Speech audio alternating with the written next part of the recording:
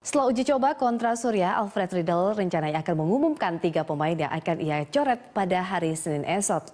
Namun, tadi malam Riedel sudah mengumumkan satu nama yang tidak akan dibawa ke Vietnam.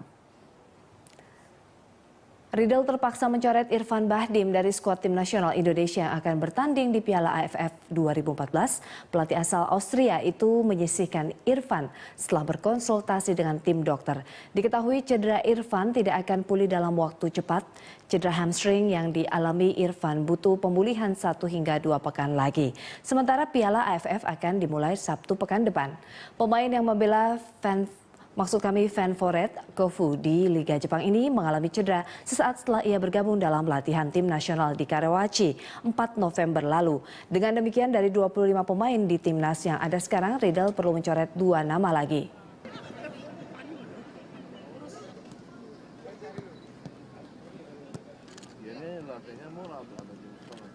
ISIS claims to have beheaded American hostage Peter Kasich. He was captured more than a year ago. Yeah, now we do not know yet whether the video is authentic or whether it is indeed Kasich. That has yet to be determined. But in the video, we do see the aftermath of the beheading, and the victim just isn't clearly recognizable.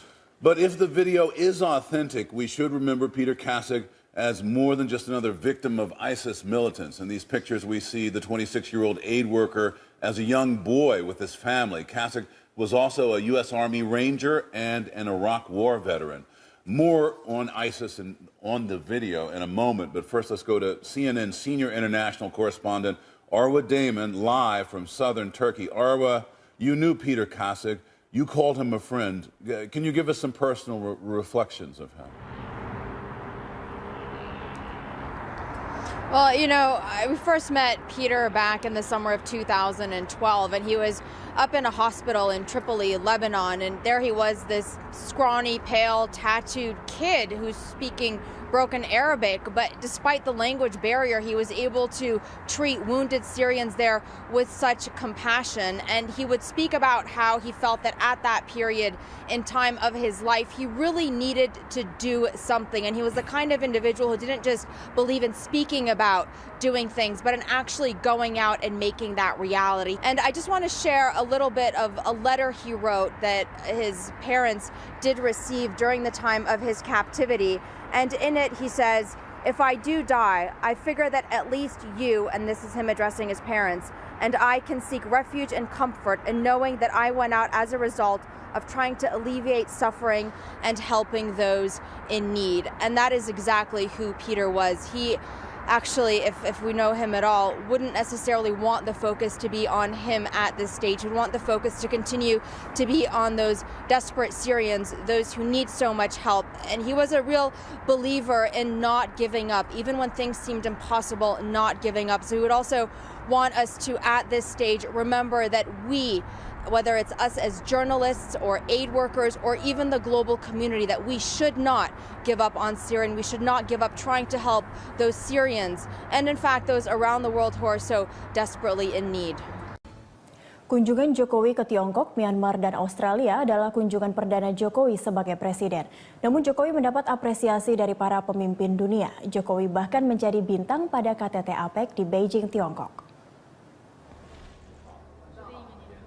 Meski Indonesia bukan tuan rumah KTT APEC 2014, sorotan para pemimpin dunia tetap tertuju pada Presiden Joko Widodo.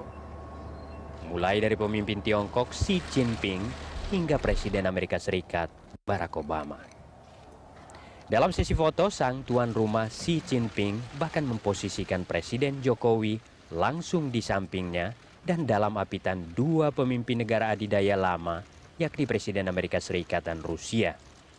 Perhatian dan penghargaan terhadap Presiden Jokowi juga berlanjut saat hendak menuju jamuan makan bersama Presiden Tiongkok Xi Jinping dan Presiden Rusia Vladimir Putin.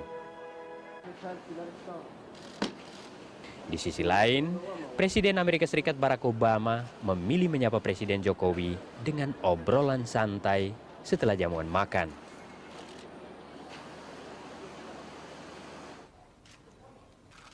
Demikian pula saat para pemimpin APEC menggelar pertemuan resmi. Presiden Jokowi selalu berjalan bersama Presiden Tiongkok Xi Jinping Presiden Amerika Serikat Barack Obama dan Presiden Rusia Vladimir Putin. Selain para pemimpin APEC, Presiden Jokowi juga disambut dengan standing applause oleh para investor yang hadir di forum ini, karena yakin dengan prospek investasi di Indonesia di bawah pemerintahan Jokowi. We are waiting for you to come to Indonesia. We are waiting for you to invest in Indonesia.